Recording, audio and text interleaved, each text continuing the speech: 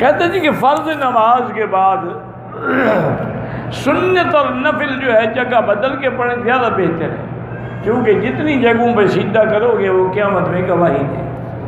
اگر مجبوری ہے پیچھے لوگ کھڑے ہیں، دائیں لوگ کھڑے ہیں، لوگوں کے آگے گزرنا پڑے گا، پھر وہیں پڑھ لو۔ مسجد نبوی میں 40 نمازیں پڑھنا فضیلت تو ہے، فرض نہیں ہے۔ یعنی اگر ایک بندہ گیا فجر کو، وہاں پہنچا 9 بجے، صلاۃ و سلام پڑھے اور 11 بجے واپس آ گیا، کوئی بات نہیں، حاضری ہو گئی۔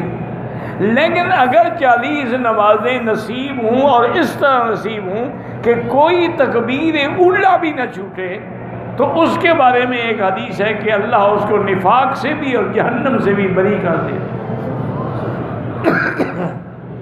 ویسے ایک بات یاد رکھو کہ یہ 40 دن کی عبادت جو ہے، اس میں کوئی اللہ کی حکمتیں ضرور ہیں۔ موسیٰ علیہ السلام کو کوہ طور پہ اللہ نے کتنی راتیں بٹھایا؟ تم میقات ربہ 40 رات۔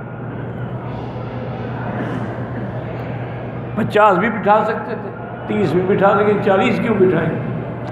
ہر نبی کو نبوت ملتی ہے 40 سال کے بعد، پہلے کیوں نہیں ملتی؟ اور یہ بھی حدیث ہے کہ جو آدمی حضور کی 40 حدیثیں یاد کر لے، اس کو اللہ کی قیامت میں علماء کی صف میں کھڑا کریں گے، تو وہاں بھی وہ 40 ہے۔ اسی لیے ان علماء نے 40 کا چلہ بنایا ہوا ہے کہ 40 دن جب اس کا رگڑا نکلے گا تو اس میں بھی تبدیلی آئے گی، ورنہ یہ حکم نہیں ہے۔ لیکن کوئی وجہ تو ہے نا، آخر اللہ نے ہر جگہ 40 کی عدد کو کیوں مقدم رکھا ہے؟ اللہ کی حکمتوں سے تو کوئی کام خالی نہیں ہے۔ اس لیے کوشش کرو کہ 40 نمازیں نصیب ہوں، نہ پڑھ سکو تو اللہ معاف کرے۔ خطبے کے دوران میں جب امام ایک خطبہ پڑھا کے بیٹھتے ہیں اور دوسرے کے شروع کرنے تک یہ جتنا وقت ہے، اسی میں ہی ہو سکتا ہے کہ وہ گھڑی ہو جس میں ہر دعا مقبول ہوتی ہے، تو دل میں دعا مانگ لیا کریں، زبانی کلامی نہیں۔ مسجد عائشہ سے اور جیرانہ سے عمرہ ہو سکتا ہے، بالکل ہو سکتا ہے۔ پاکستان سے ہم نمازیں قصر کریں گے، ہاں جی قصر کریں۔ جو نمازیں قضا ہوئی ہیں، اگر قصر قضا ہوئی ہے تو قصر پڑھو گے، اور اگر اصل آپ نے چھوڑی ہے تو پوری پڑھو گے، چاہے مسافر بھی ہیں۔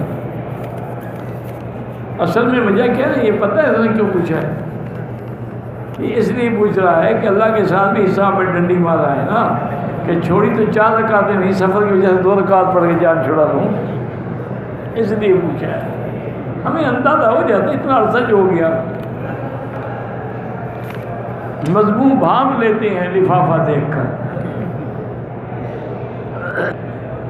میری بیوی رجوع نہیں کرتی، میرے رجوع کرنے پر رونا کر دیتی ہے۔ رجوع آپ کے ہاتھ میں ہے، بیوی سے پوچھ کے کرو گے تو رجوع کیا ہوا؟ ایسے زن مرید بھی ہوتے ہیں، رجوع کا مسئلہ بھی بیوی سے پوچھ رہا ہے۔ انا للہ و انا الیہ راجعون۔ 2 لکڑیاں رکھو اور کہو میں نے رجوع کر لیا، بس رجوع ہو گیا۔ دیکھو رجوع کر، اس کو منوانا ضروری ہے۔ تم نے رجوع کر دیا، بات ختم ہو گئی، تمہاری بیوی ہے۔ یہ قرآن ہے، وَاهْجُرُوهُنَّ فِي الْمَضَاجِعِ فَاضْرِبُوهُنَّ فَإِنْ أَطَّعْنَكُمْ، جب تک تمہاری اطاعت رکھے تم مار بھی سکتے ہو۔